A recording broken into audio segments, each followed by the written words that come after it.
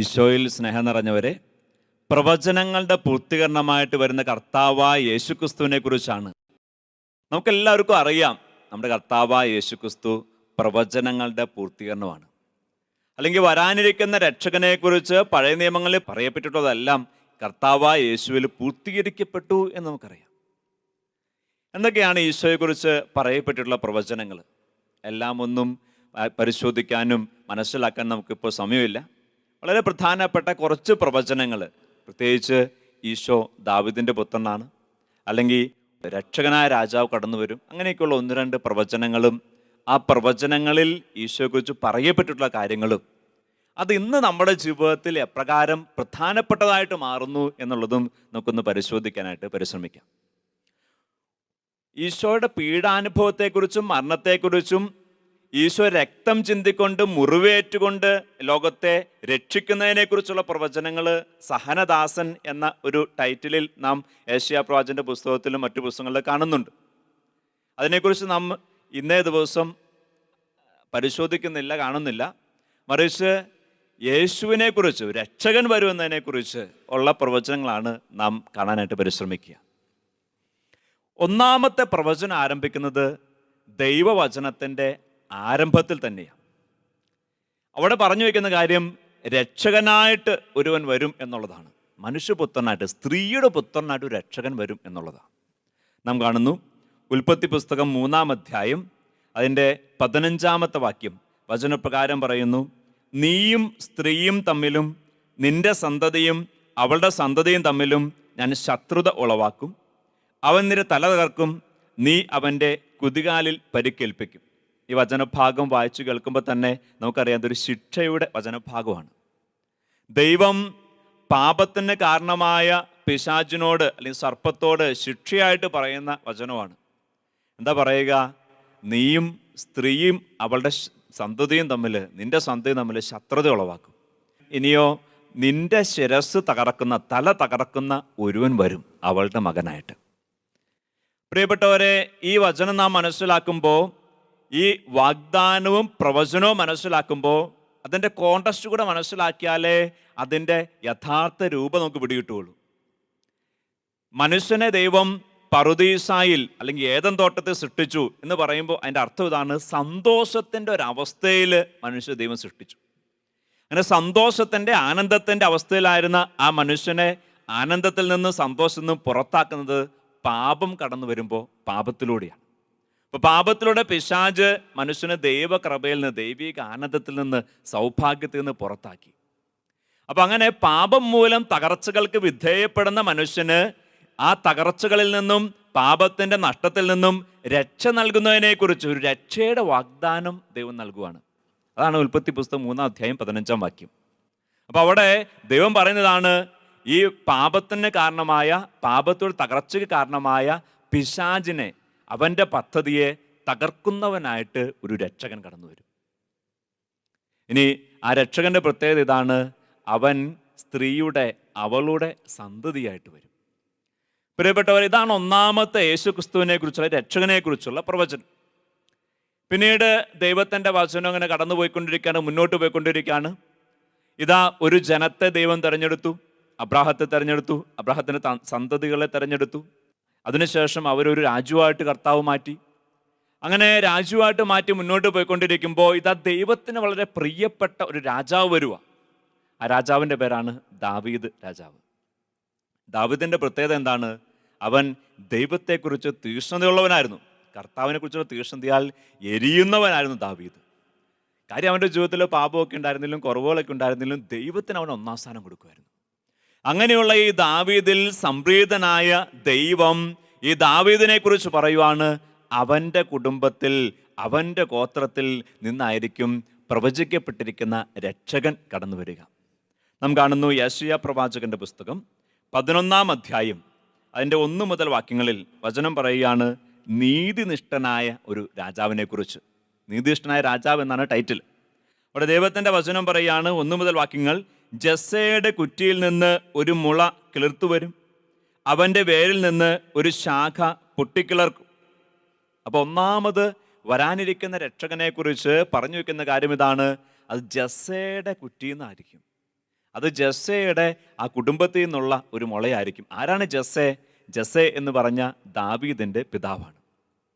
അപ്പോൾ ജസ്സയുടെ മകനായ ദാവീദിൽ നിന്ന്, ദാവീദിന്റെ ഗോത്രത്തിൽ നിന്ന്, കുടുംബത്തിൽ നിന്ന് ആയിരിക്കും വരാനിരിക്കുന്ന രക്ഷകൻ കടന്നു വരിക.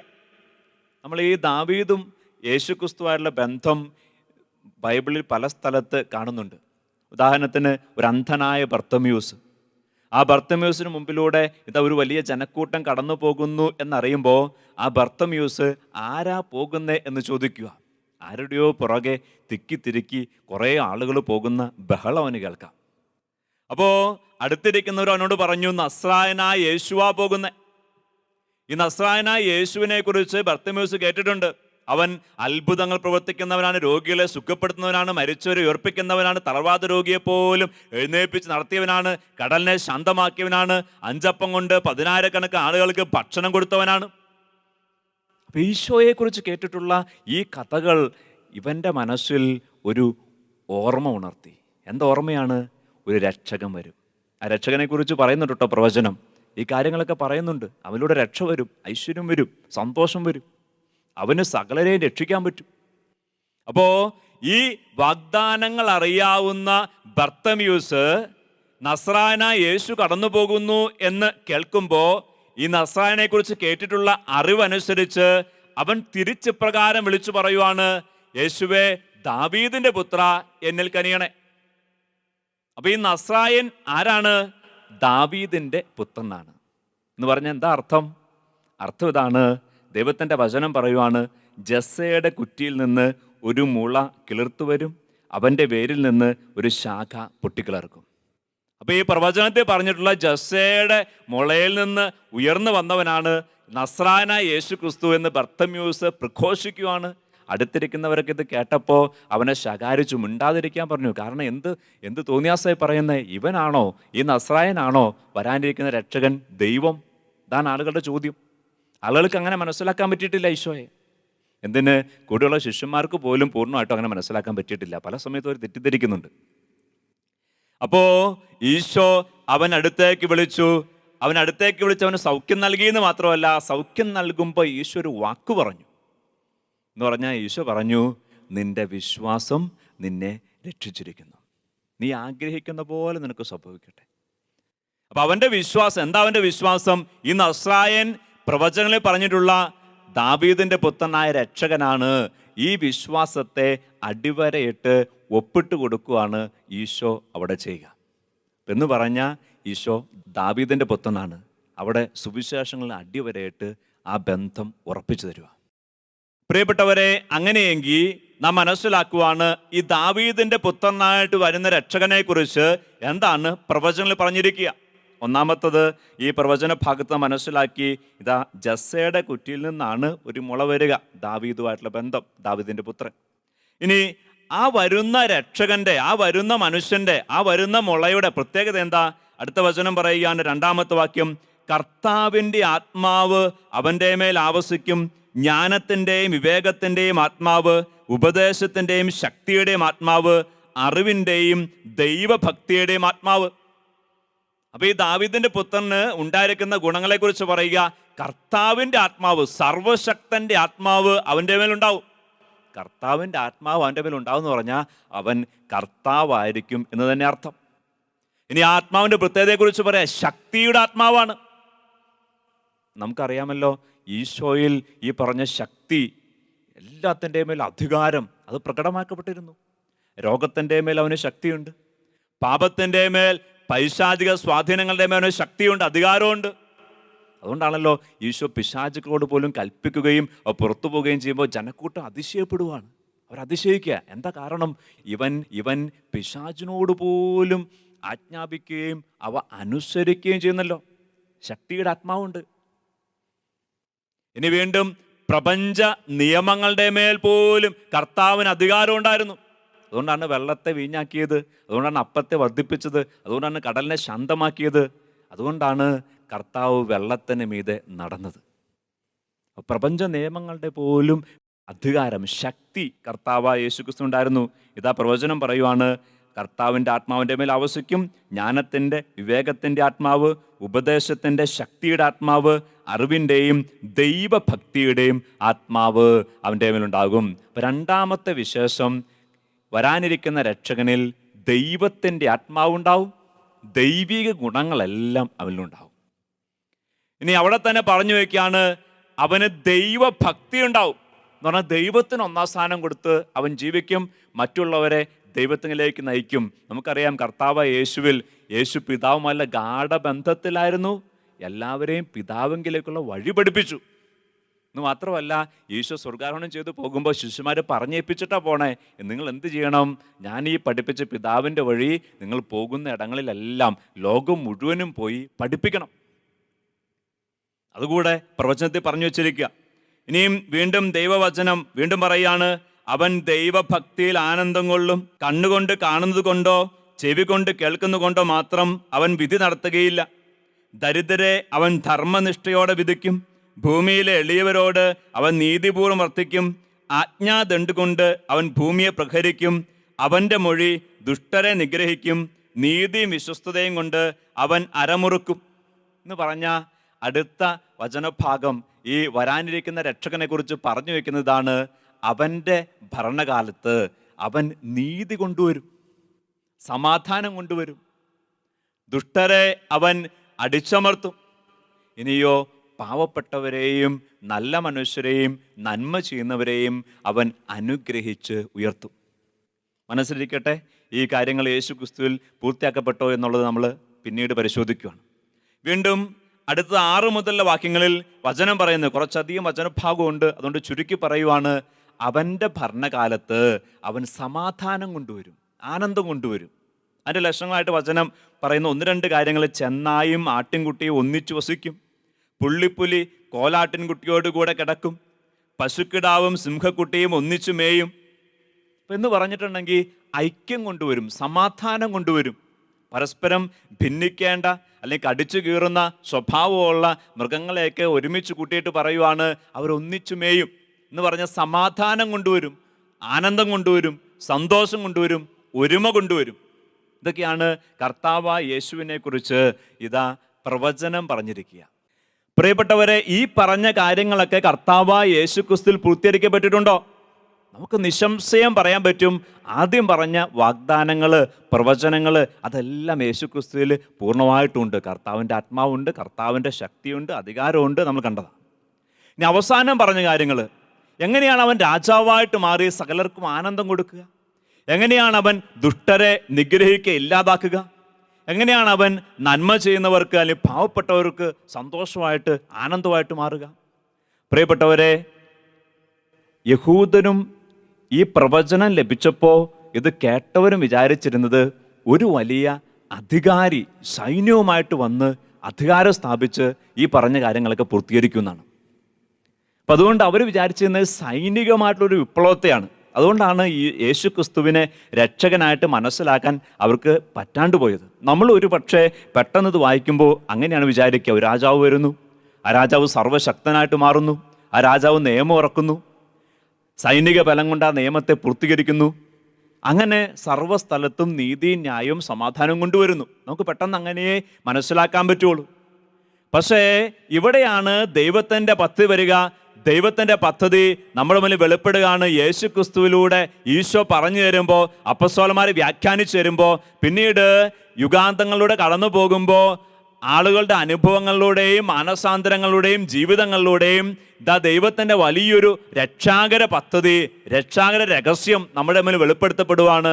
പരിശുദ്ധാത്മാവിലൂടെയാണ് ദൈവം ഈ ഒരു കാര്യം സാധ്യമാക്കുക. എങ്ങനെ?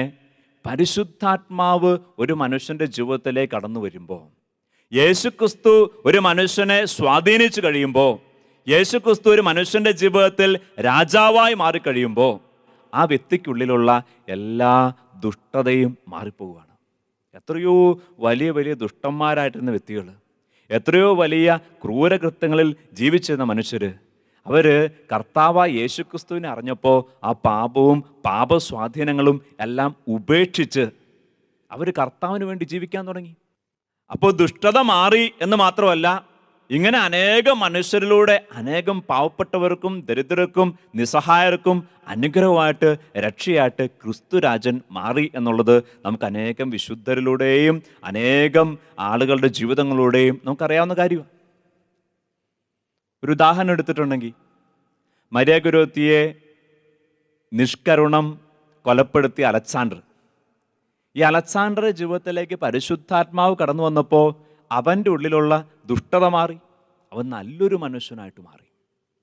എന്ന് പറഞ്ഞിട്ടുണ്ടെങ്കിൽ യേശു ക്രിസ്തു ദുഷ്ടനെ നിഗ്രഹിക്കും, ദുഷ്ടനെ നിഷ്കാസനം ചെയ്യുമെന്ന് പറയുമ്പോൾ അവിടെ യഥാർത്ഥ ദുഷ്ടതയുടെ കാരണമായ പിശാചിനെ കുറിച്ച് പറയുക.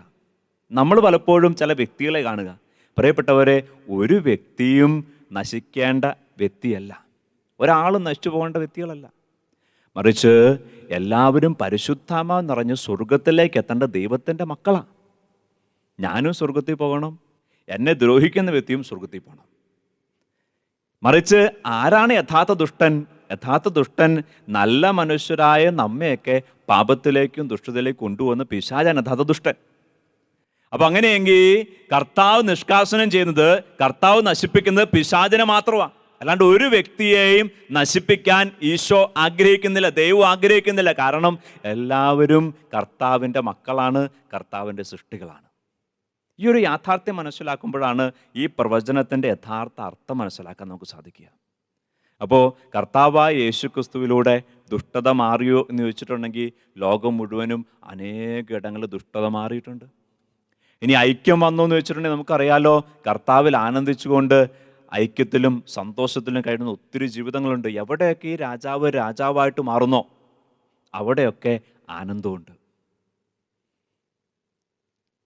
അപ്പോൾ യഥാർത്ഥത്തിൽ എങ്ങനെ യേശുക്രിസ്തു രാജാവായിട്ട് മാറുന്നു? ഹൃദയങ്ങളിൽ രാജാവായിട്ട് മാറുന്നു, പരിശുദ്ധാത്മാവിലൂടെ രാജാവായിട്ട് മാറുന്നു.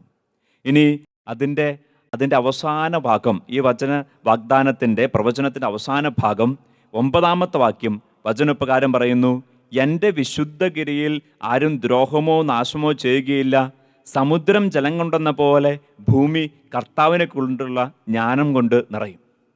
അപ്പോൾ സമുദ്രം ജലം കൊണ്ട് നിറയുന്ന പോലെ പരിശുദ്ധാത്മാവിനാൽ ദൈവീക ജ്ഞാനത്താൽ ആളുകൾ നിറയും എന്നാണ് ഈ വാഗ്ദാനത്തിൻ്റെ പ്രവചനത്തിൻ്റെ അവസാന ഭാഗം പറയുക.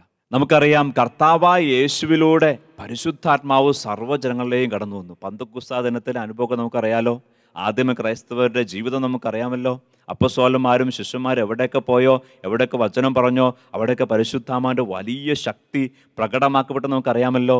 യേശു ക്രിസ്തുവിലൂടെ ഈ പറഞ്ഞ സകല പ്രവചനങ്ങളും പൂർത്തീകരിക്കപ്പെട്ടു എന്ന് നാം മനസ്സിലാക്കുന്നു. ഇപ്പോൾ പ്രവചനങ്ങളുടെ പൂർത്തീകരണമാണ് കർത്താവ് എന്ന് പറയുമ്പോൾ ഈ ഒരു വരാനിരിക്കുന്ന രക്ഷകനെക്കുറിച്ചുള്ള സകല പ്രവചനവും യേശു ക്രിസ്തുവിൽ പൂർത്തീകരിക്കപ്പെട്ടു. ഇനി വീണ്ടും നമ്മൾ അടുത്ത് മനസ്സിലാക്കുന്നു മറ്റൊരു പ്രവചനം. അത് ജെറമ്യാ പ്രവാചകന്റെ പുസ്തകം 23-ാം അധ്യായം 5-ാം വാക്യം. അവിടെ ആ ഒരു കുറച്ച് വചനഭാഗത്തും ഇതുപോലെ യേശു ക്രിസ്തുവിനെ കുറിച്ച് ഏതാണ്ട് സമാനമായ കാര്യങ്ങളൊക്കെ തന്നെ പ്രവചനത്തിൽ പറയുകയാണ്. ആ പ്രവചന വചനം ഇതാണ്: ഇതാ, ഞാൻ ദാവീദിൻ്റെ വംശത്തിൽ നീതിയുടെ ശാഖ മുളപ്പിക്കുന്ന ദിവസം വരുന്നു. കർത്താവ് അരുളി ചെയ്യുന്നു, അവൻ രാജാവായി വാഴുകയും ബുദ്ധിപൂർവ്വം ഭരിക്കുകയും ചെയ്യും. നാട്ടിൽ നീതിയും ന്യായവും നടപ്പിലാക്കും. ദൈവത്തിൻ്റെ വചനം ഇവിടെ പറഞ്ഞു വെക്കുന്നത് ആദ്യമേ വിശുദ്ധീകരിച്ച കാര്യങ്ങളൊക്കെ തന്നെയായതുകൊണ്ട് അധികം വിശുദ്ധീകരിക്കുന്നില്ല. വചനം പറഞ്ഞു വെക്കുന്നതൊക്കെയാണ്: ദാവീദിൻ്റെ വംശത്തിൽ ഒരു രാജാവ് വരും, ആ രാജാവ് ബുദ്ധിപൂർവ്വം ഭരിക്കും. അപ്പോൾ ദാവീദിൻ്റെ വംശത്തിലാണെന്ന് എടുത്തു പറയുന്നു, രാജാവാണെന്ന് എടുത്തു പറയുന്നു, ഇനി ബുദ്ധിപൂർവ്വം ഭരിക്കും. ഇനി വീണ്ടും ആ രാജാവ് ഭരിക്കുമ്പോൾ ആ രാജാവിൻ്റെ ഭരണത്തിന് കീഴിൽ നാട്ടിൽ നീതി ഉണ്ടാവും, ന്യായം ഉണ്ടാകും, ജനം സംരക്ഷിക്കപ്പെടും, സുരക്ഷിതരായിട്ട് മാറുകയും ചെയ്യും. ഈ പറയുന്ന വാഗ്ദാനങ്ങളും നമുക്കറിയാം യേശു ക്രിസ്തുവിൽ തന്നെയാണ് പൂർത്തീകരിക്കപ്പെടുക. എന്നേക്കും നിലനിൽക്കുന്ന രാജ്യത്തെക്കുറിച്ച് ഇവിടെ പറയുക. എന്നേക്കും നിലനിൽക്കുന്ന ഒരു രാജ്യം ദാവീദിൻ്റെ വംശത്തിലുണ്ടായത് യേശു ക്രിസ്തു അല്ലാണ്ട് വേറെ ആരുമില്ല. നമുക്കറിയാം, ഇപ്പോൾ ജെറുസലേമിൽ അല്ലെങ്കിൽ യഹൂദരുടെ പാരമ്പര്യത്തിൽ അങ്ങനെ ഒരു രാജാവിനും ഇങ്ങനെ എന്നേക്കും നിലനിൽക്കുന്ന ഒരു രാജ്യത്വം അവകാശപ്പെടാനില്ല. ജനങ്ങൾക്കെല്ലാവർക്കും സുരക്ഷിതത്വവും ജനങ്ങൾക്കെല്ലാവർക്കും സന്തോഷവും നൽകാൻ പറ്റുന്ന ഒരു രാജാവും ഇസ്രായേൽ ഉണ്ടായിട്ടില്ല. അത് കർത്താവായ യേശു ക്രിസ്തു മാത്രമാണ്. ഇനി ദാവീദിൻ്റെ വംശത്തിൽ രാജാവ് ഉണ്ടാകുക എന്നുള്ളതും ഇസ്രായേലിനെ സംബന്ധിച്ചിടത്തോളം ഏതാണ്ട് അസാധ്യമായിട്ടുള്ള കാര്യമാണ്. അപ്പോൾ യേശു ക്രിസ്തുവിൽ പൂർത്തീകരിക്കപ്പെട്ടതും യേശു ക്രിസ്തുവിനെ കുറിച്ച് പറയപ്പെട്ടതുമായിട്ടുള്ള ദൈവത്തിൻ്റെ വചനമാണ് ഈ വചനഭാഗമെന്നും നമുക്ക് മനസ്സിലാക്കാൻ സാധിക്കും. ഇനി വീണ്ടും യെശയ്യാ പ്രവാചകന്റെ പുസ്തകം തന്നെ 16-ാം അധ്യായം അതിൻ്റെ 5-ാം വാക്യത്തിലും ഇതുപോലെ മറ്റൊരു വചനഭാഗം നാം കാണുന്നു. കാരുണ്യത്തോടെ ഒരു സിംഹാസനം സ്ഥാപിക്കപ്പെടും, നീതി അന്വേഷിക്കുകയും നീതിപൂർവ്വം വിധിക്കുകയും ധർമ്മനിഷ്ഠ പാലിക്കുകയും ചെയ്യുന്ന ഒരുവൻ ദാവീദിൻ്റെ കൂടാരത്തിലെ ആ സിംഹാസനത്തിൽ ഉപവിഷ്ടനാകും. വീണ്ടും വിശദീകരിക്കേണ്ട കാര്യമില്ല, ആദ്യമേ പറഞ്ഞ അതേ വചനഭാഗത്ത് തന്നെ തുടർച്ചയായിട്ടുള്ള കാര്യമാണ്. നീതിയുള്ള, സമാധാനമുള്ള, സമൃദ്ധിയുള്ള അങ്ങനത്തെ ഒരു രാജാവ് ദാവീദിൻ്റെ സിംഹാസനത്തിൽ ഉപവിഷ്ടനാക്കപ്പെടും. അപ്പോൾ പ്രിയപ്പെട്ടവരെ, ഈ ദൈവവചന ഭാഗങ്ങളൊക്കെ വരാനിരിക്കുന്ന രാജാവിനെക്കുറിച്ച് പറയുന്നു. ആ രാജാവ് യേശു ക്രിസ്തുവാണെന്ന്, പ്രവചനങ്ങളുടെ പൂർത്തീകരണം യേശുവാണെന്ന് നമുക്ക് യേശുവിൻ്റെ ജീവിതത്തോടെ മനസ്സിലാക്കാനും പറ്റുന്നു. അങ്ങനെയെങ്കിൽ യേശു ക്രിസ്തുവിനെ കുറിച്ച് പറയപ്പെട്ടിട്ടുള്ള ഈ വാഗ്ദാനങ്ങൾ എങ്ങനെ ഇന്ന് നമ്മുടെ ജീവിതത്തിൽ പ്രധാനപ്പെട്ടതായിട്ട് മാറുന്നു എന്നാണ് നമ്മൾ ഇനി ഒന്ന് മനസ്സിലാക്കാനായിട്ട് പരിശ്രമിക്കുക. ഒന്നാമത് യേശുവിനെ കുറിച്ച് പറഞ്ഞിട്ടുള്ളത് അവന് അധികാരമുണ്ട്, ശക്തിയുണ്ട്, അവൻ രാജാവാണ്. പ്രിയപ്പെട്ടവരെ, ഇന്ന് നാം കർത്താവായ യേശു ക്രിസ്തുവിൽ ആശ്രയിക്കുകയും ആ കർത്താവായ യേശുവോട് ചേർന്ന് യേശുവിൻ്റെ നിയമം അനുസരിച്ച് നാം മുന്നോട്ട് പോവുകയും ജീവിക്കുകയും ചെയ്യുന്നെങ്കിൽ നമ്മുടെ ജീവിതത്തെ രക്ഷിക്കാനായിട്ട് ഈശോയ്ക്ക് പറ്റും എന്നുള്ളതാണ് ഒന്നാമത്തെ സന്ദേശം. നമുക്കറിയാമല്ലോ, ആദ്യമേ ഉൽപ്പത്തി പുസ്തകത്തിൽ വരാനിരിക്കുന്ന രക്ഷകനെക്കുറിച്ച് പറയുമ്പോൾ അവൻ രക്ഷിക്കും, അവൻ തകർച്ചയുടെ മൂലകാരണമായ പിശാചിനെ തകർക്കൂന്ന് പറഞ്ഞു വെച്ചിരിക്കുക. അപ്പോൾ അവൻ രക്ഷകനാണ്, അവൻ തകർച്ച എടുത്തു മാറ്റുന്നവനാണ്, അവൻ വിനാശ കാരണത്തെ എടുത്തു മാറ്റുന്നവൻ. വിനാശം മാത്രമല്ല, വിനാശ കാരണത്തെ എടുത്തു മാറ്റുന്നവനാണ്. പ്രിയപ്പെട്ടവരെ, നമ്മുടെ ജീവിതത്തിലും നാം കർത്താവിനോട് ചേർന്ന് ഈശോയോട് ചേർന്ന് ജീവിക്കാൻ, ഈശോയുടെ നിയമം ജീവിക്കാൻ നാം പരിശ്രമിക്കുകയാണെങ്കിൽ നമ്മുടെ ജീവിതത്തിൽ നിന്ന് സങ്കടത്തിൻ്റെയും വിനാശത്തിൻ്റെയും കാരണമായ പിശാചിനെയും പിശാച് കൊണ്ടുവരുന്ന പാപത്തെയും പാപ ദുശീലങ്ങളെയും ഈശോ എടുത്തു മാറ്റും, യേശു ക്രിസ്തു എടുത്തു മാറ്റും. അങ്ങനെ നമ്മുടെ ജീവിതത്തിൽ സന്തോഷം ഉണ്ടാകും, നമ്മുടെ ജീവിതത്തിൽ സമാധാനം ഉണ്ടാകും. വിശുദ്ധ യോഹന്നാൻ ശ്ലീഹ അറിയിച്ച സുവിശേഷം 3-ാം അധ്യായം 16-ാം വാക്യം വചനപ്രകാരം പറയുന്നു, അവനിൽ വിശ്വസിക്കുന്ന ഏവനും നശിച്ചു പോകാതെ നിത്യജീവൻ പ്രാപിക്കുന്നതിന് വേണ്ടി തൻ്റെ ഏകജാതനെ നൽകാൻ തക്കവിധം ദൈവം ലോകത്തെ അത്രമാത്രം സ്നേഹിച്ചു. യേശു ക്രിസ്തുവിനെ കുറിച്ച്, യേശു ക്രിസ്തുവിനെ പൂർത്തീകരിക്കപ്പെടേണ്ട രക്ഷയെക്കുറിച്ച് ദൈവത്തിൻ്റെ വചനം പറഞ്ഞു വയ്ക്കുക. അവന് വിശ്വസിക്കാൻ പറ്റുന്നുണ്ടോ? എന്താ അവന് വിശ്വസിക്കാന്ന് പറഞ്ഞ അർത്ഥം? അവൻ നൽകിയിരിക്കുന്ന ഈ വചനത്തിൽ വിശ്വസിക്കാൻ പറ്റുന്നുണ്ടോ? ഈ വചനം അനുസരിച്ച് ജീവിക്കാൻ പറ്റുന്നുണ്ടോ? ജീവിതം കൊണ്ട് വിശ്വസിക്കുന്നുണ്ടെങ്കിൽ പ്രിയപ്പെട്ട സഹോദര സഹോദരി, നമ്മുടെ ജീവിതങ്ങളൊന്നും നശിച്ചു പോവുകയില്ല എന്ന് കർത്താവ് ഉറപ്പു തരുക. മറിച്ച് നമ്മെ രക്ഷിക്കാൻ, നമ്മെ അനുഗ്രഹിക്കാൻ കർത്താവിന് സാധിക്കും. കർത്താവ് അത് പൂർത്തീകരിക്കുകയും ചെയ്യും. അതുകൊണ്ടാണ് ദൈവത്തിൻ്റെ വചനം പറയുക, അവൻ്റെ നാമം വിളിച്ചപേക്ഷിക്കുന്ന ഒരാളും ശിക്ഷിക്കപ്പെടുകയില്ല, നശിച്ചു പോവുകയില്ല, മറിച്ച് രക്ഷിക്കപ്പെടും. റോമാക്കത്തപ്പെട്ട ലേഖനം 10-ാം അധ്യായം അതിൻ്റെ 9-10 വാക്യങ്ങൾ, ആകയാൽ യേശു കർത്താവാണെന്ന് അധരം കൊണ്ട് ഏറ്റുപറയുകയും ദൈവം അവനെ മരിച്ചു എന്ന് ഉയർപ്പിച്ചു എന്ന് ഹൃദയത്തെ വിശ്വസിക്കുകയും ചെയ്താൽ നീ രക്ഷ പ്രാപിക്കും. എന്തുകൊണ്ടെന്നാൽ മനുഷ്യൻ ഹൃദയം കൊണ്ട് വിശ്വസിക്കുകയും തന്മൂലം നീതീകരിക്കപ്പെടുകയും ചെയ്യുന്നു, അവൻ അധരം കൊണ്ട് ഏറ്റുപറയുകയും തന്മൂലം രക്ഷ പ്രാപിക്കുകയും ചെയ്യുന്നു. രക്ഷ പ്രാപിക്കാനായിട്ട് ഒരൊറ്റ കണ്ടീഷൻ വെച്ചേക്കുവാണ്, നീ കർത്താവായ യേശുവിനെ അധരം കൊണ്ട് ഏറ്റുപറയുന്നുണ്ടോ, കർത്താവായ യേശുവിനെ ഹൃദയത്തിൽ രക്ഷകനായിട്ട് സ്വീകരിക്കുന്നുണ്ടോ? അങ്ങനെയെങ്കിൽ നിനക്ക് രക്ഷയുണ്ട്. പ്രിയപ്പെട്ടവരെ, അങ്ങനെയെങ്കിൽ ഈ കർത്താവിൻ്റെ, ഈ രാജാവിൻ്റെ നിയമം അനുസരിച്ച് ജീവിക്കാൻ നമുക്ക് ഒന്ന് പരിശീലിക്കാം. പലപ്പോഴും പലരും ഇപ്രകാരം പറഞ്ഞു കേട്ടിട്ടുണ്ട്, ചോദിച്ചു കേട്ടിട്ടുണ്ട്, എന്തേ എൻ്റെ ജീവിതത്തിൽ ദൈവം ഇടപെടാത്തത്? ദൈവം ഇടപെടാത്തതിനെക്കുറിച്ച് പരാതി പറയുമ്പോൾ നമ്മൾ ചിന്തിക്കേണ്ട ഒരു കാര്യമുണ്ട്. കർത്താവിൻ്റെ കൽപ്പന, കർത്താവ് രാജാവാണ്, രാജാവിന് നിയമമുണ്ട്. ഈ രാജാവിൻ്റെ നിയമം അനുസരിച്ച്, രാജാവിൻ്റെ നിർദ്ദേശം അനുസരിച്ച് ആണോ നമ്മൾ ജീവിക്കുന്നത്? നമുക്കൊക്കെ ഏറെ സുപരിചിതമായിട്ടുള്ള ദൈവവചന ഭാഗമുണ്ട്. മത്തായിയുടെ സുവിശേഷം 11-ാം അധ്യായം അതിൻ്റെ 28 മുതൽ വാക്യങ്ങൾ. 28-ാമത്തെ വാക്യം വചനം പറയുക, അധ്വാനിക്കുന്നവരും ഭാരം വഹിക്കുന്നവരുമായ നിങ്ങളെല്ലാവരും എൻ്റെ അടുക്കൽ വരുവിൻ, ഞാൻ നിങ്ങളെ ആശ്വസിപ്പിക്കാം എന്ന് പറഞ്ഞാൽ കർത്താവ് ആശ്വസിപ്പിക്കാമെന്ന് പറയും. പക്ഷെ എപ്പോഴാണ് ആശ്വാസം കിട്ടുന്നത്? ആശ്വാസം കിട്ടുന്നതിനെ കുറിച്ച് ദൈവത്തിൻ്റെ വചനം വീണ്ടും പറയാണ്, ഞാൻ ശാന്തശീലനും വിനീതഹൃദയനുമാകിയാൽ എൻ്റെ നുകം വഹിക്കുകയും എന്നിൽ നിന്ന് പഠിക്കുകയും ചെയ്യുവിൻ, അപ്പോൾ നിങ്ങൾക്ക് ആശ്വാസം കിട്ടും. അപ്പോൾ എപ്പോഴാണ് ആശ്വാസം കിട്ടുന്നത്? ആശ്വാസം കിട്ടുന്നത് കർത്താവിൽ നിന്ന് പഠിക്കുകയും കർത്താവിൻ്റെ നുകം വഹിക്കുകയും ചെയ്യുമ്പോഴാണ്. എന്താ നുകം വഹിക്കുക എന്ന് പറഞ്ഞാൽ, കർത്താവ് നമ്മുടെ ജീവിതത്തിൽ ചിലതൊക്കെ ചെയ്യാൻ പറയുന്നുണ്ട്. കൽപ്പനകളെ രണ്ടായിട്ട് ചുരുക്കി കർത്താവ് നൽകിയല്ലോ. ഒന്നാമത്തെ കാര്യം എന്താണ്? ദൈവത്തെ സ്നേഹിക്കുക. രണ്ടാമത്തെ കാര്യം എന്താണ്? സഹോദരനെ സ്നേഹിക്കുക. അപ്പോഴും ചില കാര്യം ചെയ്യാൻ പറഞ്ഞു കർത്താവ്. പ്രിയപ്പെട്ടവരെ, കർത്താവ് നമ്മോട് ചെയ്യാൻ പറയുന്ന കാര്യങ്ങൾ നമ്മൾ ചെയ്യാൻ തയ്യാറാകുമ്പോൾ നമ്മുടെ ജീവിതത്തിൻ്റെ മേൽ കർത്താവ് നൽകാമെന്ന് പറഞ്ഞ വാഗ്ദാനങ്ങൾ പൂർത്തീകരിച്ചു തരും. ഇനി എന്താ കർത്താവ് ചെയ്യാൻ പറയുക? ഒന്നാമത് ദൈവസ്നേഹത്തിൻ്റെ ദൈവാരാധന തലങ്ങൾ, വിശുദ്ധ കുർബാന, കുമ്പസാരം, വ്യക്തിപരമായ പ്രാർത്ഥന, കുടുംബ പ്രാർത്ഥന, ഇങ്ങനെയൊക്കെ കർത്താവ് ചെയ്യാൻ പറഞ്ഞ ചില കാര്യങ്ങളുണ്ട്. രണ്ടാമത്തെ സ്നേഹത്തിൻ്റെ തലം, ഒരു ഭർത്താവ് എന്ന രീതിയിൽ, ഒരു കുടുംബനാഥൻ എന്ന രീതിയിൽ, ഒരു ഭാര്യ എന്ന രീതിയിൽ, ഒരു കുടുംബനാഥി എന്ന രീതിയിൽ, ഒരു അപ്പൻ അമ്മ എന്ന രീതിയിൽ, അല്ലെങ്കിൽ മകൻ മകൾ എന്ന രീതിയിൽ, സഹോദരൻ സഹോദരി എന്ന രീതിയിൽ, ഒരു അയൽവാസി എന്ന രീതിയിൽ കർത്താവ് ചില കാര്യങ്ങൾ ഇന്ന് നമ്മോട് ചെയ്യാൻ ആവശ്യപ്പെടുന്നുണ്ട്.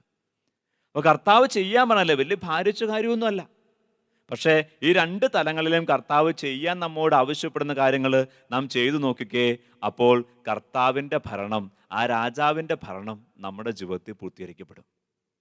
അങ്ങനെയെങ്കിൽ ക്രിസ്തുരാജനെ നമ്മൾ സ്വീകരിക്കാൻ വേണ്ടി ഒരുങ്ങുന്ന ഈ ദിവസങ്ങളിൽ യേശു രാജാവും രക്ഷകനായിട്ട് പിറന്നു എന്ന് നമ്മൾ ഓർക്കുകയും അതനുസരിച്ച് ജീവിതത്തെ കൂടുതൽ ആനന്ദത്തിൻ്റെയും സന്തോഷത്തിനായിട്ട് മാറ്റാൻ പരിശ്രമിക്കുന്ന സമയത്ത് നമ്മൾ മനസ്സിലാക്കുന്ന ഏറ്റവും പ്രധാനപ്പെട്ട, ഇന്നേ ദിവസം മനസ്സിലാക്കുന്ന പ്രധാനപ്പെട്ട ഒരു കാര്യം, ഒന്നാമത്തത് കർത്താവ് വാഗ്ദാനങ്ങളുടെ പൂർത്തീകരണമാണ്, പ്രവചനങ്ങളുടെ പൂർത്തീകരണമാണ്.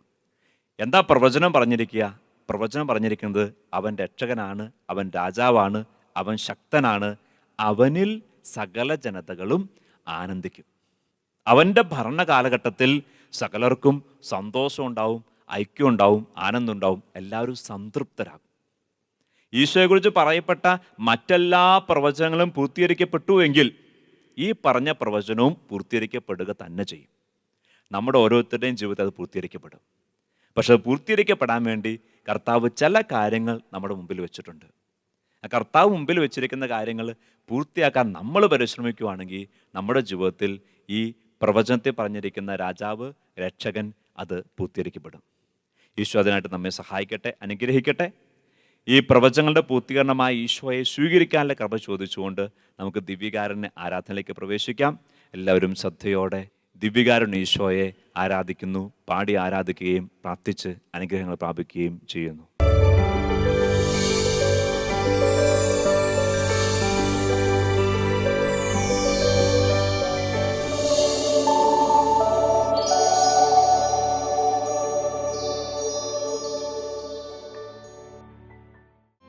എമ്മാനുവേൽ, ദൈവം നമ്മോടുകൂടെ, ഇതാ നമുക്കായി ഒരു രക്ഷകൻ ജനിച്ചിരിക്കുന്നു. ക്രിസ്മസിൻ്റെ ഏറ്റവും അടുത്ത ഒരുക്കത്തിലേക്ക് നമ്മൾ പ്രവേശിക്കുകയാണ്. അനുഗ്രഹത്തിൻ്റെ ഈ ദിനം രക്ഷകന് വേണ്ടിയുള്ള തലമുറകളുടെ കാത്തിരിപ്പിൻ്റെ പൂർത്തീകരണത്തിന് വേണ്ടിയുള്ള അനുഗ്രഹത്തിൻ്റെ നിമിഷത്തിലേക്ക് നമ്മൾ പ്രവേശിക്കുന്നു. നമുക്ക് ദിവ്യകാരുണ്യ ഈശോയെ ഒന്ന് ചേർന്ന് ആരാധിച്ച് മഹത്വപ്പെടുത്താം.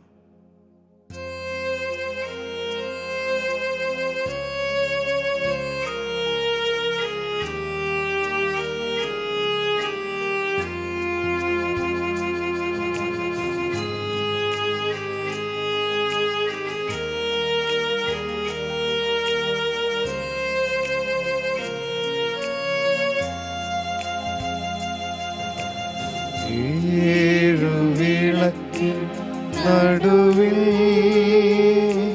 ശോഭപൂർണനായി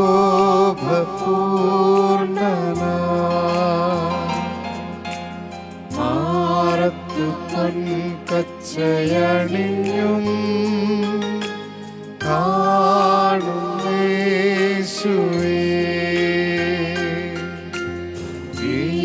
ഏഴുവിളക്കിൻ നടുവിൽ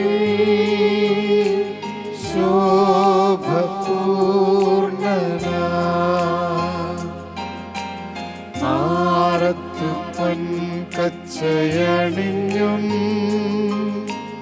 കാണുന്നേശുവേ,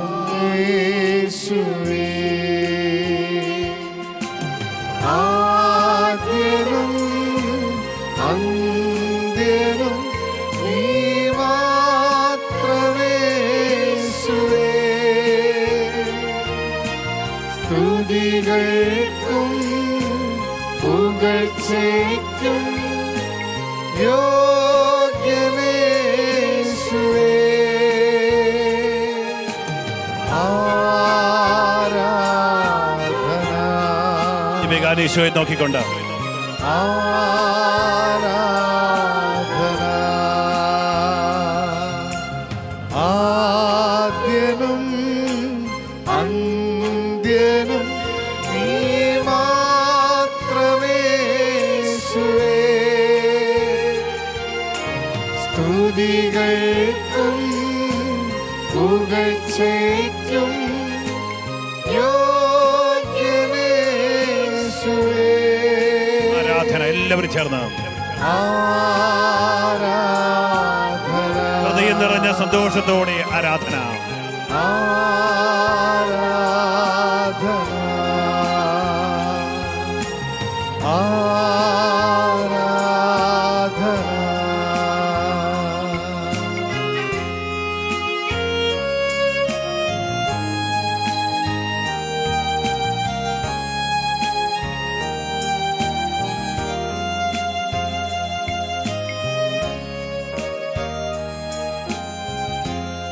യേശുമിശിഹായിൽ സ്നേഹമുള്ള സഹോദരങ്ങളെ,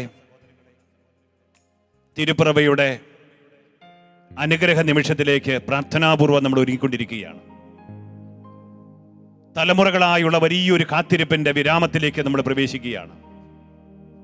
അനുഗ്രഹീതമായ ഈ സ്മരണ 2000 വർഷം മുൻപ് ഒരു മഹാസത്യമായി ഈ ഭൂമിയിലേക്ക് അവതരിച്ച കർത്താവ് 2000 വർഷങ്ങൾക്ക് ശേഷം ഇതാ എൻ്റെ ഹൃദയത്തിലേക്ക് പറക്കാൻ വേണ്ടി ആഗ്രഹിക്കുന്നു.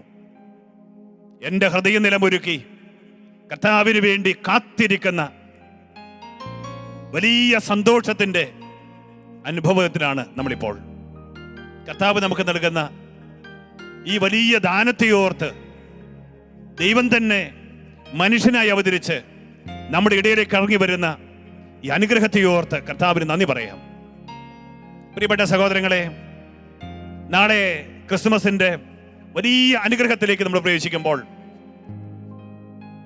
2000 വർഷം മുൻപ് സംഭവിച്ച ഒരു യാഥാർത്ഥ്യം, മരുഭൂമിയിൽ ആടുകളെ മേച്ചുകൊണ്ടിരുന്ന ആട്ടിടയന്മാർക്ക് ദൈവത്തിന്റെ ദൂതൻ പ്രത്യക്ഷപ്പെട്ട് അവരോട് സംസാരിക്കുകയാണ്. 8-9 മാസം മുൻപ് ഗബ്രിയേൽ ദൂതൻ പരിശുദ്ധ അമ്മയോട്, അമ്മയ്ക്കടുത്ത് നിന്ന് അമ്മയോട് പറഞ്ഞിരിക്കുന്ന വലിയൊരു സന്തോഷത്തിന്റെ സദ്വാർത്ത ഇതാ ദൈവത്തിന്റെ ദൂതൻ ആട്ടിടയന്മാരെ അറിയിക്കുകയാണ്. ഈ അറിയിക്കുന്ന സമയത്ത് ദൈവത്തിന്റെ ദൂതൻ ആട്ടിടയന്മാരോട് പറയുന്നൊരു വാക്കുണ്ട്: ഭയപ്പെടണ്ട, ഭയപ്പെടണ്ട. ദൈവത്തിന്റെ ദൂതൻ അവരോട് പറയുകയാണ്, ഇതാ സകല ജനപദങ്ങൾക്ക് വേണ്ടിയുള്ള വലിയൊരു സന്തോഷത്തിന്റെ സദ്വാർത്ത ഞാൻ നിങ്ങളെ അറിയിക്കുകയാണ്. എന്താണ് സത്യവാർത്ത? ദാവീദിന്റെ പട്ടണത്തിൽ നിങ്ങൾക്കായി ഒരു രക്ഷകൻ ജനിച്ചിരിക്കുന്നു. ദാവീദിന്റെ പട്ടണത്തിൽ നിങ്ങൾക്ക് വേണ്ടി ഒരു രക്ഷകൻ ജനിച്ചിരിക്കുന്നു. ഇതാണ് ദൈവത്തിന്റെ ദൂതൻ ആട്ടിടയന്മാർക്ക് നൽകുന്ന വലിയ ഒരു സന്തോഷത്തിന്റെ സദ്വാർത്ത. പ്രിയപ്പെട്ട സഹോദരങ്ങളെ, വലിയൊരു പ്രതീക്ഷയുടെ ഒരു പൂർത്തീകരണം സംഭവിക്കുകയാണ്. ഈ ആട്ടിടയന്മാർ ഈ വലിയ സന്തോഷത്തെ അടുത്തറിയാൻ വേണ്ടി അവര് ദാവീദിന്റെ പട്ടണത്തിലേക്ക്, ജെറുസലേമിലേക്ക് പോവുകയാണ്. പ്രിയപ്പെട്ട സഹോദരങ്ങളെ, ഈ ക്രിസ്മസിന്റെ ദിനം നമ്മൾ ഇങ്ങനെ ഓർക്കണം.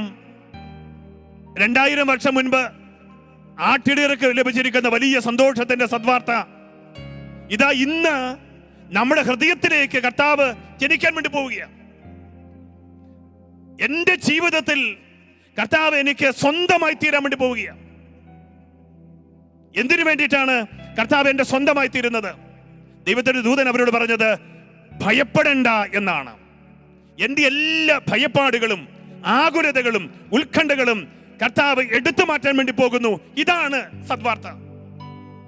നിന്റെ ദുഃഖങ്ങൾ, നിന്റെ അനുദിന ജീവിതത്തിലെ പരാജയങ്ങൾ, നിന്റെ ഒറ്റപ്പെടലുകൾ, നിന്റെ നൊമ്പരങ്ങൾ, നിന്റെ കടബാധ്യതകൾ, നിന്റെ രോഗപീഠകൾ, നിന്റെ ബന്ധ തകർച്ചകൾ, ഈ ഭയപ്പാടിന്റെ വേദനയുടെ ദുരനുഭവങ്ങളിലേക്ക് ഇതാ നിന്നെ രക്ഷിക്കുന്ന ഒരു കർത്താവ് ജനിക്കാൻ വേണ്ടി പോവുകയാണ്. പ്രിയപ്പെട്ട സഹോദരങ്ങളെ, ഇത് വ്യക്തിപരമായി എന്റെ സദ്വാർത്ഥിയായിട്ട് മാറാൻ വേണ്ടി പോവുകയാണ്. എന്റെ ജീവിതത്തിലേക്ക് കർത്താവ് കടന്നു വരുമ്പോൾ സകല ജനപദങ്ങൾക്കും സന്തോഷം നൽകുന്ന കർത്താവ് എന്റെ സ്വന്തമായി തീരാൻ വേണ്ടി പോവുകയാണ്. എന്റെ ജീവിതത്തിന് പുതിയൊരു അർത്ഥം ലഭിക്കാൻ വേണ്ടി പോവുകയാണ്. ദിവ്യകാരീശോട് നമ്മൾ പ്രാർത്ഥിക്കുന്നത്, കരുണയായ കർത്താവേ, സകല ജനപദങ്ങൾക്ക് വേണ്ടിയിട്ടുള്ള ഈ സന്തോഷത്തിന്റെ സദ്വാർത്ത എന്റെ വ്യക്തി ജീവിതത്തിൽ എന്റെ സദ്വാർത്ഥിയാക്കി എനിക്ക് മാറ്റി തരണമേ എന്ന് നമ്മൾ പ്രാർത്ഥിക്കാൻ വേണ്ടി പോവുകയാണ്. ഈശോയെ, അങ്ങന്റെ ഹൃദയത്തിലേക്ക് കടന്നു വരണമേ എന്ന് ആഗ്രഹിച്ച് ദാഹിച്ച് പ്രാർത്ഥിക്കാൻ വേണ്ടി പോവുകയാണ്. ബൈബിളിലെ ഏറ്റവും ശക്തമായ വചനം ഭയപ്പെടണ്ട എന്നുള്ളതാണ്. ഭയപ്പെടണ്ട. കാരണം എന്നറിയാമോ, നമ്മുടെ പലതരത്തിലുള്ള ഭീതി നമ്മൾ നിറഞ്ഞു നിൽക്കുകയാണ്. അന്ധകാര ശക്തികൾ നമുക്ക് ഭയപ്പാടുകൾ തീർന്നിരിക്കുകയാണ്. ഈ ഭയപ്പാടുകളുടെ മധ്യേ ദൈവത്തിന്റെ ദൂതൻ പറയുകയാണ്, നീ ഭയപ്പെടണ്ട, നിന്റെ എല്ലാ ഭയങ്ങളും എടുത്തു മാറ്റപ്പെട്ടിരിക്കുന്നു. അന്ധകാരത്തെ നീ ഭയപ്പെടണ്ട, കാരണം ഇതാ നിനക്ക് വേണ്ടി രക്ഷകൻ ഒരു വലിയ പ്രകാശമായി തീർന്നിരിക്കുന്നു. രോഗങ്ങളെ നീ ഭയപ്പെടണ്ട, സൗഖ്യദായകൻ ഇതാ ഉദയം ചെയ്തിരിക്കുന്നു. പിശാചിനെ നീ ഭയപ്പെടേണ്ട, പിശാചിനെ ബഹിഷ്കരിക്കാൻ കഴിവുള്ളവൻ, പിശാചിന് മേൽ ആധിപത്യമുള്ളവൻ ഇതാ ജനിച്ചിരിക്കുന്നു. നിന്റെ കടബാധ്യതകളെ നീ ഭയപ്പെടേണ്ട, സമ്പന്നനായവൻ ഇതാ നിന്റെ കൂട്ടുകാരനായിട്ട് മാറാൻ വേണ്ടി പോകുന്നു. നിന്റെ തകർച്ചകളെ നീ ഭയപ്പെടേണ്ട, നഷ്ടപ്പെട്ടു പോയ ഒന്നിനെ തേടി അന്വേഷിച്ച് കണ്ടെത്തുവോളം യാത്ര ചെയ്യുന്ന ഒരു ഇടയൻ നിനക്ക് വേണ്ടി ജനിക്കാൻ വേണ്ടി പോവുകയാണ്. പാപബന്ധനങ്ങളിൽ പെട്ട് ദൈവത്തിൽ നിന്ന് അകന്നുപോയവരോട് ഇതാ നിന്നെ രക്ഷിച്ച് വീണ്ടെടുക്കാൻ ഒരു രക്ഷകൻ നിനക്ക് വേണ്ടി ജനിച്ചിരിക്കുകയാണ്. കർത്താവേ, എന്റെ ജീവിതത്തിന്റെ ആകുലതകൾ, എന്റെ ഭയപ്പാടുകൾ, എന്റെ നൊമ്പരങ്ങൾ, എന്റെ വേദനകൾ ഏറ്റെടുക്കുന്ന അങ്ങ് എന്റെ ഹൃദയത്തിലേക്ക് കടന്നു വരണമെന്ന് ഞാനിതാ പ്രാർത്ഥിക്കുന്നു. എന്റെ എല്ലാ അയോഗ്യതകളെയും മാറ്റി തീർക്കാൻ കഴിയുന്ന പരിശുദ്ധ അമ്മയെ വിശുദ്ധിയാക്കി മാറ്റിയ, പാപരഹിതയാക്കി മാറ്റിയ സർവശക്തനായ ദൈവമേ, എന്റെ ഹൃദയത്തെ വിശുദ്ധീകരിച്ച് എല്ലാവിധ ഭയപ്പാടുകളിൽ നിന്നും എന്നെ സംരക്ഷിച്ച് ദിവ്യകാരുണ്യത്തിന്റെ നിത്യവസതിയാക്കി എന്റെ ഹൃദയത്തെ മാറ്റണമേ എന്ന് ഞാനിതാ പ്രാർത്ഥിക്കുന്നു. എല്ലാ ഭയപ്പാടുകളും യേശുവിന്റെ തിരുസാന്നിധ്യത്തിൽ വിട്ടുപോകട്ടെ. അന്ധകാര ശക്തികൾ അവന്റെ സാന്നിധ്യത്താൽ വിറകൊള്ളട്ടെ. പാടി പ്രാർത്ഥിക്കാം. ഭയപ്പെടേണ്ട, ഭയപ്പെടേണ്ട, ഭയപ്പെടേണ്ടെന്നോതി രക്ഷിക്കാനായി ഞാനുണ്ടല്ലോ എന്നരുളിയിടും സ്നേഹം.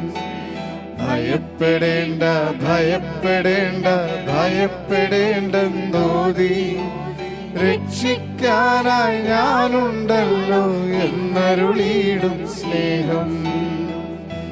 അസ്തമിക്കാത്ത സ്നേഹം, ഒരിക്കലും അസ്തമിക്കാത്ത സ്നേഹം. ഓരോ പ്രഭാതത്തിലും പുതിയ സ്നേഹം, ദൈവസ്നേഹം. ദിവ്യകാരീശ്വരിക്ക് തന്നെ നമുക്ക് നോക്കാം. നിന്റെ എല്ലാ ആകുലതകളും അവിടെ നിന്ന് എടുത്തു മാറ്റും.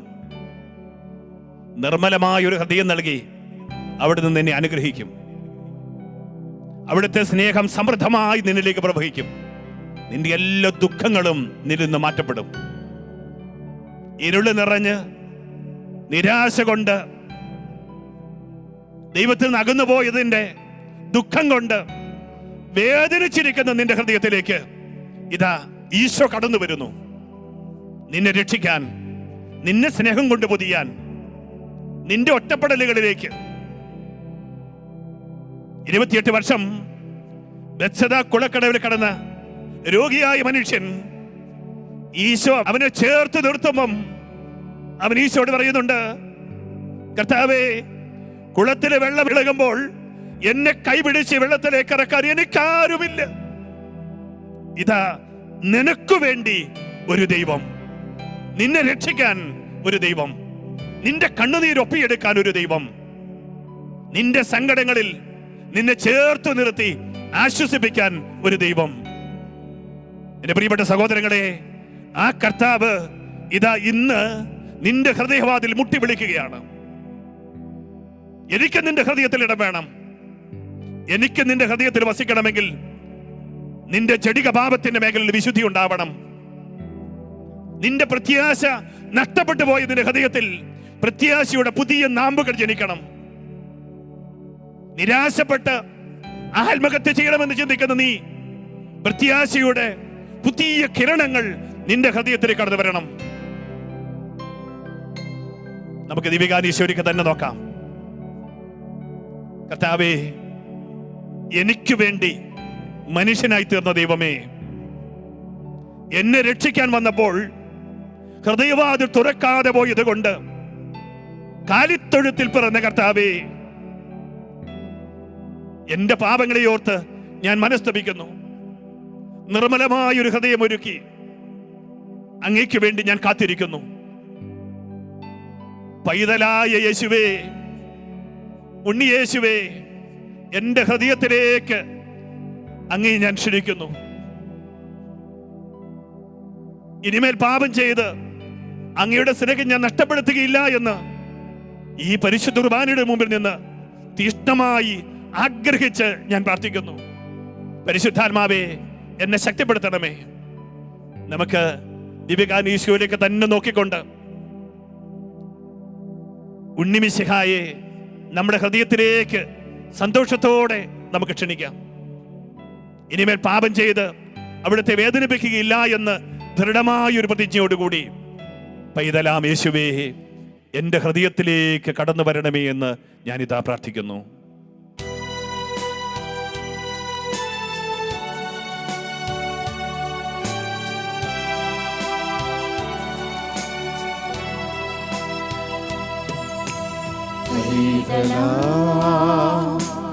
യേശുവേ, ഉമ്മ വച്ചുണർത്തിയ ആട്ടിടയ ഉന്നതരേ, നിങ്ങൾ ഹൃദയത്തിൽ യേശുനാഥൻ പിറന്നു. ലാ ലാ ലാ ലാ ലാ ലാ la la la la la la la aha aha aha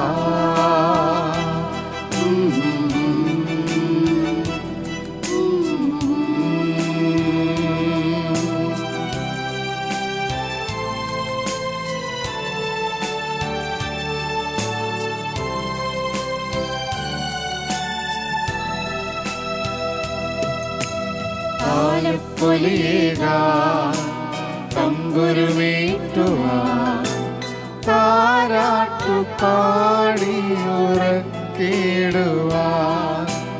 താലപ്പൊലിയേകാൻ തമ്പുരുമേറ്റുവാൻ താരാട്ടു പാടിയുറക്കിടുവാൻ താരാഗണങ്ങളാൽ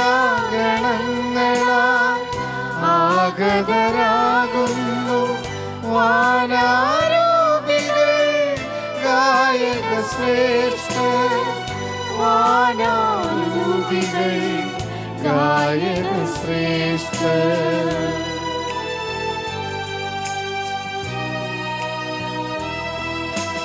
പൈതലാ യേശുവേ, ഉമ്മ വച്ചുണർത്തിയ ആട്ടിടയ ഉന്നതരേ, നിങ്ങൾ ഹൃദയത്തിൽ യേശുനാഥൻ പിറന്നു. ലാ ലാ ലാ ലാ ലാ ലാ ലാ ലാ ലാ ലാ ലാ ലാ ആഹാ ആഹാ. നിങ്ങൾ പുൽത്തൊട്ടിയിൽ കിടത്തിയിരിക്കുന്ന പിള്ളക്കച്ചകൾ കൊണ്ട് പൊതിഞ്ഞ ഒരു ശിശുവിനെ കാണും. പിള്ളക്കച്ച എന്ന് പറഞ്ഞാൽ കീറത്തുണിയാണ്. ഒരു കീറത്തുണിയിൽ പൊതിഞ്ഞ ക്രിസ്തുവിനെ നിങ്ങൾ കാണും, മിശിഹായെ നിങ്ങൾ കാണും. തോമാസ് ലീഹ ഉദ്ധിതനായി കർത്താവിനെ അന്വേഷിക്കുമ്പോൾ തോമാസ് ലീഹ പറയുന്നുണ്ട്, ഞാൻ അവന്റെ മുറിപ്പാടിൽ തൊട്ടാലല്ലാതെ ഞാൻ വിശ്വസിക്കത്തില്ല. ഉദ്ധിതനായ കർത്താവ് തോമാസിനെ അടുത്ത് വിളിച്ച് പറയുന്നുണ്ട്, നീ എന്റെ അടുത്ത് വരിക, നിന്റെ വിരൽ നീട്ടി എന്റെ പാർശ്വത്തിൽ വെക്കുക, മുറിപ്പാടിൽ വെക്കുക. അവന്റെ മുറിപ്പാടിൽ തൊട്ടപ്പോൾ തോമസ് പറഞ്ഞു, എന്റെ കർത്താവേ, എന്റെ ദൈവമേ. ക്രിസ്തുവിനെ തിരിച്ചറിയാനുള്ള മാർഗം കീറത്തുണിയും മുറിപ്പാടുമായി മാറിയിരിക്കുന്നു. കീറത്തുണിയിൽ നിൽക്കുന്നവർ, അവര് ക്രിസ്തുവുണ്ട്. പാവപ്പെട്ടവന് ക്രിസ്തുവുണ്ട്. മുറിവേറ്റവനിൽ, ഹൃദയം തകർന്നു പോയവനിൽ, പരാജയപ്പെട്ടു പോയവനിൽ ക്രിസ്തുവുണ്ട്. പ്രിയപ്പെട്ട സഹോദരങ്ങൾ, ഈ ക്രിസ്മസിന്റെ ദിനത്തിൽ നമ്മളിങ്ങനെ ഓർത്തു വെക്കണം, അന്ത്യവിധിയുടെ സമയത്ത് നമ്മളോട് ചോദിക്കുന്ന ചില ചോദ്യങ്ങളുണ്ട്. മത്തായി സുവിശേഷത്തിന്റെ 25-ാമത്തെ അധ്യായത്തിൽ 35 മുതലുള്ള തിരുവചനങ്ങളിൽ കർത്താവ് ചോദിക്കുന്ന ചോദ്യം ഇതാണ്: എന്തെന്നാൽ എനിക്ക് വിശന്നു, എന്തെന്നാൽ എനിക്ക് വിശന്നു. ക്രിസ്തുവിനെ കണ്ടവർ അവരെ കുറിച്ച് വചനം പറയുകയാണ്, നിങ്ങൾ എനിക്ക് ഭക്ഷിക്കാൻ വേണ്ടി തന്നു, എനിക്ക് ദാഹിച്ചു, നിങ്ങൾ കുടിക്കാൻ തന്നു, ഞാൻ പരദേശിയായിരുന്നു, നിങ്ങൾ എന്നെ സ്വീകരിച്ചു, ഞാൻ നഗ്നനായിരുന്നു, നിങ്ങൾ എന്നെ ഉടുപ്പിച്ചു, ഞാൻ രോഗിയായിരുന്നു, നിങ്ങൾ എന്നെ സന്ദർശിച്ചു, ഞാൻ കാരാഗൃഹത്തിലായിരുന്നു, നിങ്ങൾ എന്റെ അടുത്തു വന്നു. കരുണവാനായ കർത്താവേ, ഈ ക്രിസ്മസ് ദിനത്തിൽ അങ്ങയെ മുഖാഭിമുഖം കാണാനുള്ള വഴി അങ്ങ് പറഞ്ഞു തരുന്നുണ്ടല്ലോ. ഹൃദയ നിലം ഒരുക്കപ്പെട്ടെങ്കിൽ യേശുവിന് വേണ്ടി ക്രിസ്മസിന്റെ വലിയ സന്തോഷം നമ്മൾ ആഹ്ലാദിക്കുമ്പോൾ കീറത്തുണികൾ നമ്മൾ ഓർക്കണം. പാവപ്പെട്ടവരെ കുറിച്ച് കരുതൽ വേണം. മുറിവേറ്റവനെ കുറിച്ച്, അവനെ തൊട്ടാലേ ക്രിസ്മസ് നിനക്ക് പൂർത്തീകരിക്കപ്പെടുകയുള്ളൂ. കന്യവാനായ കർത്താവേ, ഈ നിമിഷം, ഈ ആരാധനയുടെ സമയത്ത് ദിവ്യകാരുണ്യത്തിന് മുമ്പിൽ നിന്നുകൊണ്ട് വേദനിക്കുന്നവരെ ഞങ്ങൾ ഓർക്കുന്നു, സങ്കടങ്ങൾ അനുഭവിക്കുന്നവരെ ഞങ്ങൾ ഓർക്കുന്നു, ജീവിതത്തിൽ ഒറ്റപ്പെട്ടു പോയവരെ ഞങ്ങൾ ഓർക്കുന്നു, ആരാലും ആശ്വസിപ്പിക്കാനില്ലാത്തവരെ ഞങ്ങൾ ഓർക്കുന്നു, രോഗികളെ ഞങ്ങൾ ഓർക്കുന്നു, പരാജയപ്പെട്ടു പോയവരെ ഞങ്ങൾ ഓർക്കുന്നു. കർത്താവേ, അവരിലേക്ക് അങ്ങയുടെ കരങ്ങളായി ഇറങ്ങി ചെല്ലുവാൻ ഞങ്ങൾ ഓരോരുത്തരെയും അനുഗ്രഹിക്കണമേ എന്ന് ഈ പരിശുദ്ധ കുർബാന്റെ മുമ്പിൽ നിന്ന് ഞങ്ങൾ പ്രാർത്ഥിക്കുന്നു. യേശുനാഥ, സ്നേഹനാഥ, ആയിൻ ഹൃദയം തേടിടും സ്നേഹമേ നീ.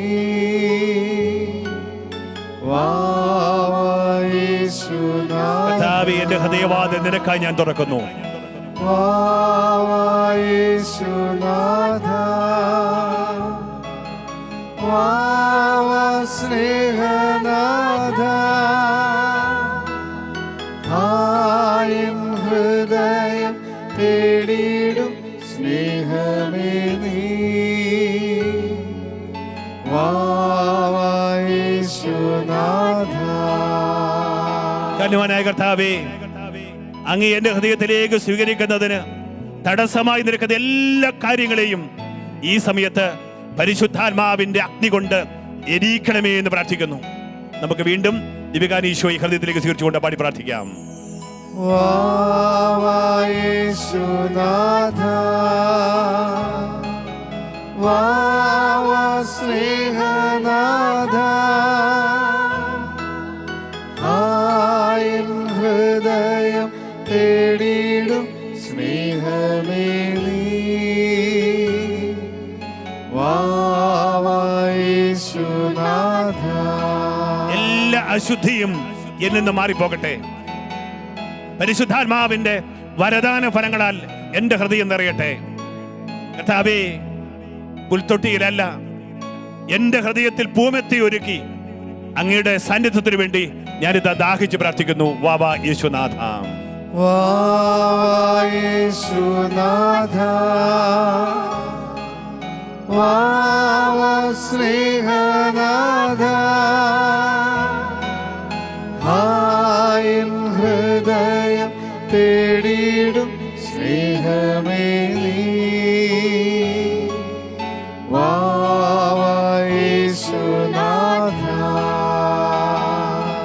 ഈ ആരാധനയിൽ പങ്കെടുത്തുകൊണ്ടിരിക്കുന്ന എല്ലാവരും അവരുടെ കുടുംബങ്ങളെ സമർപ്പിച്ച് പ്രാർത്ഥിക്കട്ടെ. കരുണായ കർത്താവേ, അങ്ങ് എന്റെ ഹൃദയത്തിൽ വസിക്കുന്നു എന്ന് ഞാൻ ഉറച്ചു വിശ്വസിക്കുന്നു.